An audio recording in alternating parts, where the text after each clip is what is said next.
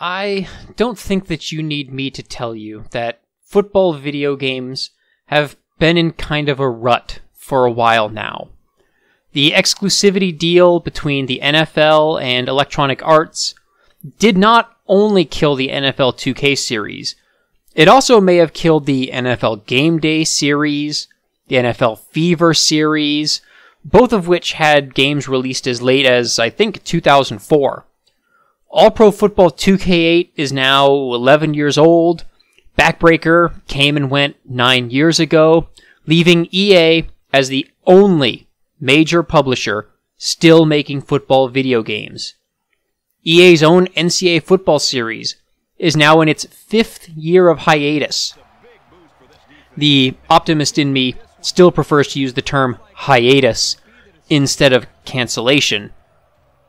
This has all left football video gamers with nothing but mediocre Madden releases for years. All that being said, I have to say I'm actually kind of optimistic about the state of football video gaming come 2020 or 2021. First and foremost, Madden's 5-year complete monopoly on console football video gaming was broken this year with the release of Canuck Play's Maximum Football 2018, as well as Axis Games' late to the party, but nevertheless still here, Axis Football 18. For the first time since 2013, there are football games on consoles that are not called Madden.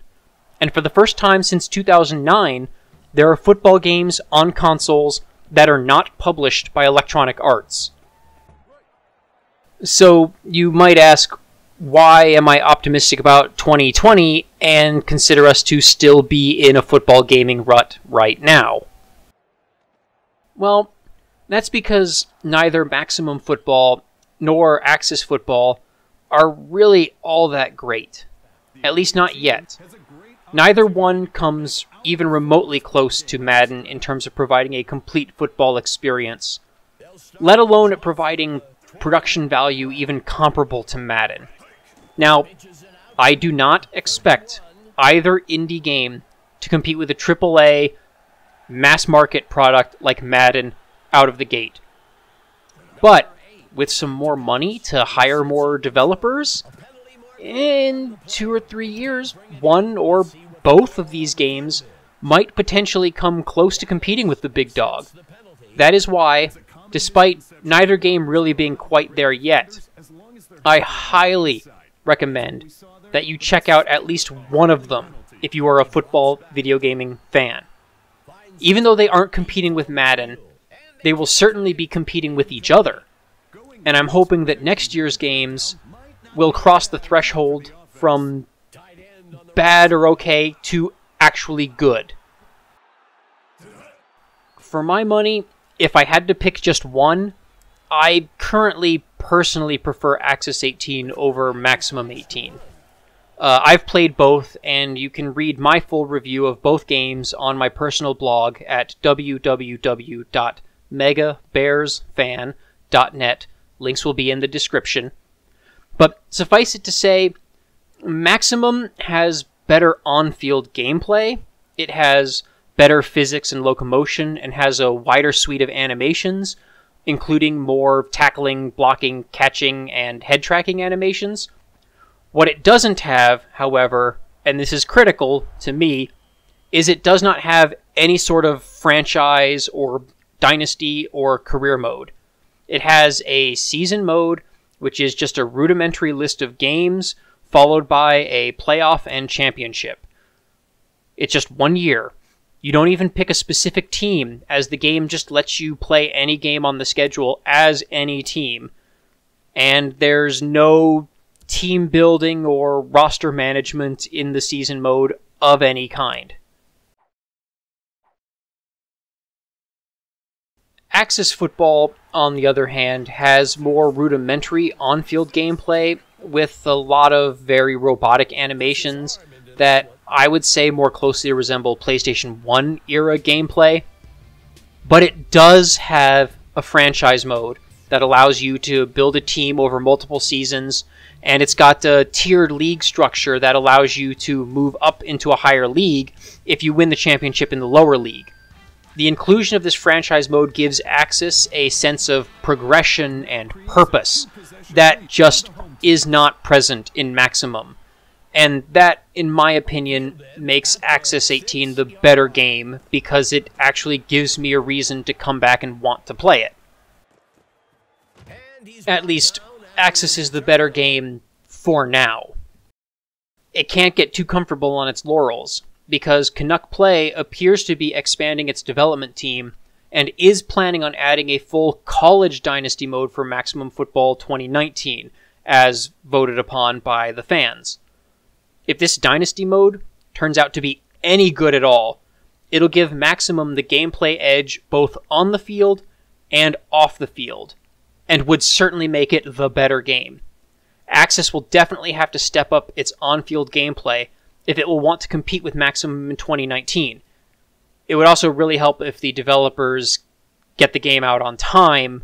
The game didn't see a release on Xbox until November, and as of the time of this recording, is still not available on PlayStation 4. So hopefully they learned some lessons and they'll get the game out on time in September or August as they plan. In any case, 2020 should see both of these games offering complete and robust products. They probably still won't be competing directly with Madden, but they could make for some very good mid-budget games that will be well worth $30 or $40. I'm talking games comparable in quality to something like Backbreaker, but with better actual gameplay. Axis and Canuck might not even be the only indie games on the market in 2020 either. Immaculate Visions Gaming, or IMV for short, is expecting to release its competing football game, Gridiron Champions, in 2020 as well. That one will be a college football game. If that game does make that scheduled release, it will mean that 2020 will see a professional US football game, Axis, a Canadian football game, Maximum, and a US college football game, Gridiron Champions. I'm skeptical of IMV's ability to make a crowdfunding football game, but I'm hoping that the game's quality will surprise and impress me when it eventually comes out. But it isn't just video games that are going to be changing in 2020. The real-life football landscape is also supposed to change in 2020. That year is supposed to see the launch of not one, but 2 new professional football leagues in real life. Almost a year ago, in January of 2018, World Wrestling Entertainment executive Vince McMahon announced that he would be personally financing and managing a new XFL, which is scheduled to launch in 2020. This new XFL is supposedly going to ditch a lot of the overblown professional wrestling-influenced presentation and theatrics of the original XFL, and is expected to take itself a lot more seriously. The original league was a bit of a joke, and folded after only 2 seasons, but this time, McMahon thinks he has a formula for long-term success. This new league is supposed to be faster, with games clocking in at 2 hours instead of 3 hours for NFL games. It will have fewer stoppages and interruptions, including fewer commercial breaks, and it's expected to simplify some rules and penalties in an attempt to alleviate some of the confusion that many casual viewers have when watching NFL games. The new XFL League is also supposed to be strictly prohibiting political expression of any kind from its players, and now I kind of have to go on a little bit of a political tangent, so bear with me for a bit. We're going to come back to football video gaming in a minute. This is apparently in an effort to prevent players like Colin Kaepernick from, quote, disrespecting the flag, unquote, in silent protest. The irony is, of course, that prohibiting political expression is, in itself, a form of political expression, and is performing the national anthem to begin with. The NFL, and apparently the XFL, want to treat their games as if they are civic events, even though the teams are actually private companies with no stake or interest in their community outside of what makes them money. Fans of St. Louis, San Diego, and Oakland recently found out just how much of a civic event their respective football games were when those teams just overnight up and left and moved to new cities. The truth is that NFL teams, in particular, are not community owned. And in fact, the NFL rules expressly prohibit a team from being community owned. The Green Bay Packers are, of course, the only exception, as they were grandfathered in when that rule was enacted. To me, this decision by McMahon reeks of bully politics. It sounds to me like he's basically just silencing all political speech, except, of course, that political speech which is built into the game and the league, in an attempt to silence political speech that he disagrees with. Kind of a throwing out the baby with the bathwater kind of thing. This is one of the many gross hypocrisies of the NFL, and which will eventually be a gross hypocrisy of the XFL and other sports leagues. They want their games to be community events, but the teams and stadiums are not community owned. They want billions of dollars in taxpayer subsidies to build stadiums, but they don't share the profits from those stadium tickets and concession sales with the cities that fund them. They want their athletes to be role models and celebrities and to engage with their communities and sell cereal and shoe endorsements. But they don't want them expressing political ideas or standing up against the social and economic injustices that may be occurring within those communities. And here's another irony for you. McMahon's desire to make his league non-political has sparked discussion about the politics of professional sports. Well, if that hypocrisy is as disgusting to you as it is to me, then you may have a football alternative. A group of former NFL players are also planning on starting up their own professional football league, which they're calling the Freedom Football League, or FFL. Silly name aside, this league will explicitly encourage its players to express themselves politically, and every team is supposed to have some model of community ownership.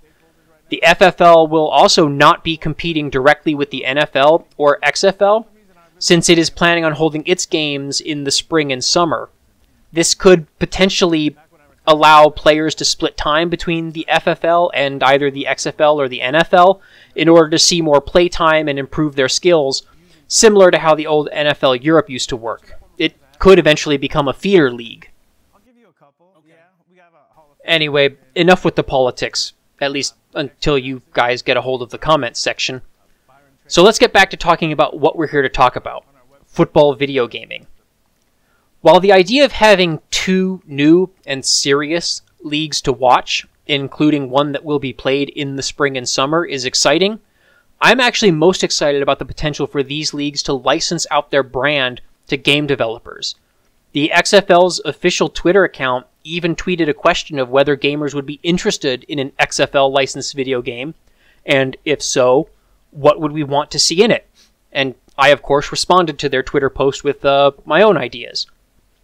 The XFL could even be high profile enough to warrant selling a license to a major publisher, something like 2K. I'm not aware, as of yet, of the XFL being in any talks with game publishers about a deal to license its league for football video games, but I am crossing my fingers for the potential of an XFL 2K20. The FFL might also eventually look to license its name out to video game developers or publishers, but I suspect that the economic model behind it will probably mean that they won't have as much capital or clout to warrant interest from major publishers. They might end up being relegated to selling their license to slightly smaller studios and make another mid-budget football game. But who knows? Maybe if the league ends up taking off, it'll spark interest from companies like 2K, Sony, Microsoft, or Natural Motion. And the optimism doesn't end there either. With lawsuits regarding college athletes' compensation and likenesses being resolved, or at least coming close to being resolved, it's still possible that we could see EA get back into college football and resurrect its popular NCAA football series. An NCAA Football 2020 release in 2019 seems like a bit of a long shot, but NCAA Football 2021 could definitely be plausible for a 2020 release if the lawsuits are resolved. EA definitely wants to make college football games. So once these lawsuits are fully resolved, I would expect EA to hop right back into the game. And a part of me wouldn't even be surprised if EA has been kind of maintaining its college football game in the background this whole time. At least I would hope so, because otherwise we'd probably end up with a rushed, cobbled together product that would look a lot like Madden 2007, that first released on the Xbox 360 and had all its features gutted. I certainly hope that doesn't happen with NCAA football. Even if EA doesn't go back to releasing NCAA football games, the fact that Madden 19 was released on PC means that that game is now open to modders. There's already an NCAA conversion mod in progress, and it is playable. So far, it's just reskins of existing NFL teams to have college uniforms, logos, and rosters. Mod only supports 32 teams, and it's stuck with Madden NFL's rules and Madden NFL's lackluster franchise mode. But, as of the time of this recording, as I understand it, the modders have already started cracking Madden 19's rule sets. I believe they have 1 foot inbounds catches implemented, and so other collegiate rules, such as overtime, play clock, clock stoppages, and so forth, might not be far behind. And if this mod takes off, EA might even expand the modability of future Madden games. Maybe these same modders will be able to port their work into Madden 20 and build up a mod over the course of time. And maybe that game will more easily support the addition of more than 32 teams or changes to the game's rule sets. Only time will tell. If EA doesn't release an official NCAA football by 2020, it's very possible that there might be a full NCAA mod for Madden that will include all 100 plus Division I schools, full collegiate rule sets, dynasty recruiting, coaching carousels, and so forth. These modders will probably be able to do quite a lot to the game, as modders usually do. Hey, a guy can hope, right? And there's still more. There's also more fringe football products available or in the pipeline. Indie games such as Pure Football, Front Page Sports Football, and Project Gridiron are already available or in early access on Steam and other PC platforms. In a few years, these products could evolve into interesting and competitive products in their own right, and might even compete with Canuck, Axis, and IMV. There was also an announcement from Joe Montana about a potential Joe Montana VR game. I don't really know much about it, I just heard about it, so that could be interesting and potentially innovative. Football video game fans? Our dark days might be coming to an end. There is a light at the end of this dark, depressing tunnel of EA and Madden exclusivity. 2020 could be a very good year for football video gamers.